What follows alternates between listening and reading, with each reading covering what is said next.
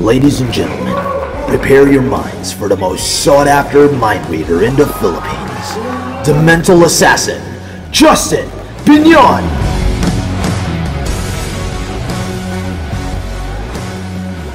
Since I represent Pasinaya's literature, we are going to create something beautiful this afternoon. I'm going to throw this piece of paper. Okay? So kung sino yung makakasalo, siya yung magiging volunteer natin. Now make sure na saluhin ninyo kasi masakit to sa ulo. Okay, unahin natin si Sir. Lapit ka dito. Umpisahan natin with the theme of the literature. You know, isipin mo yung first letter. Okay, gumagalaw yung lips niya. Are you thinking of the letter P? Letter P. Tama? Letter P? Letter P. Okay, isipin mo ulit. Pakiramdam. Huwag mo sabihin sa akin yung word ha. Isipin mo lang. Nakaramdaman mo ba ito ngayon? Huwag mo sabihin yung word pero yes or no lang. Nakaramdaman mo ba ito ngayon? Yes. Yes. Uy, parang medyo kinilig siya nun ah. Parang nakakakilig na pakiramdam. Think of the last letter. Yung huling letter, isipin mo mabuti. Okay, good. Nakita niyo yung lips niya? Parang gumalaw. Parang gusto mo sabihin letter G. Tama po. Uy. Actually, medyo mahirap basahin ang isip ni Sir ah.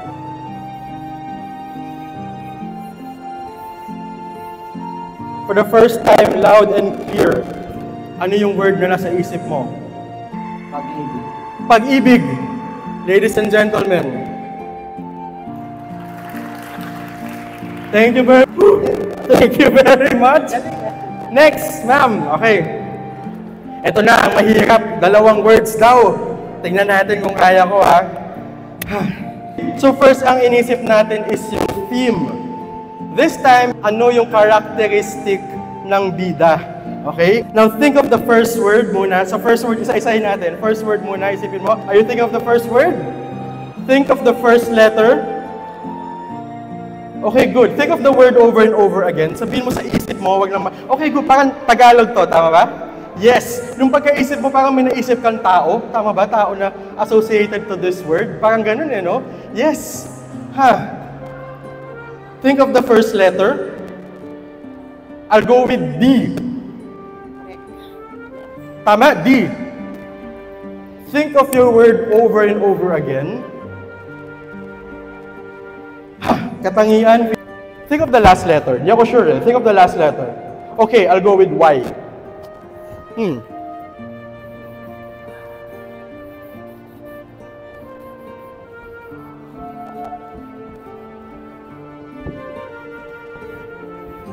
Alright, ma'am. For the first time, loud and clear, ano yung word na nasa isip mo? Dalisay. Ladies and gentlemen, Cardo ba yung nasa isip mo kanina? Cardo. Okay, whatever. Dalisay, ladies and gentlemen. Thank you very much. Okay, sige, pahirapan natin sarili ko. Yung isang word pa. Uy, based on her body language, I can sense, I feel, sana tama ako, that the word is parang same, di rin. Yes. Ngayon, yung pagkasabi nilang yes, parang proud. Parang may kinalaman to sa proud. Kasi yung dalisay, ang alam ko, ibig sabihin yan, pure. Pure. Ito parang proud, magaling, yung parang taas noo mo sinasabi yung word. Yes? Sana tama ako.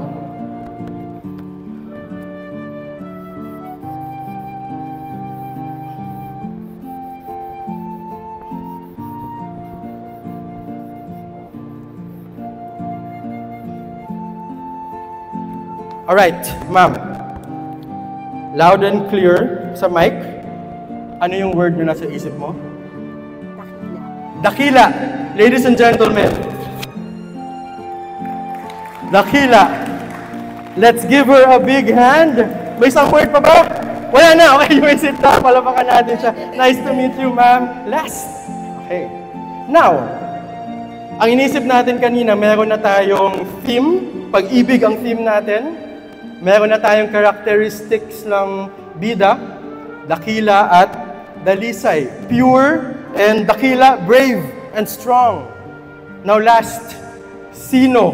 Who is our bida? Okay? Yung word ba na yan ay may pangalan? Yes Specific name. Okay, wag mo sasabihin sa akin kung sino yung name na yan, ha? Think of this person's name over and over again. Ooh, interesting. Before I say who the person's name is, I have something here for you. A prediction. I had to make sure kasi everything is random this afternoon. I gave my trust all to you. Okay, lahat ng pwede mangyari ngayong hapon na to ay nasa sa inyong mga palad. And I made sure that this will happen. Sana. Okay, now think of this person's name over and over again.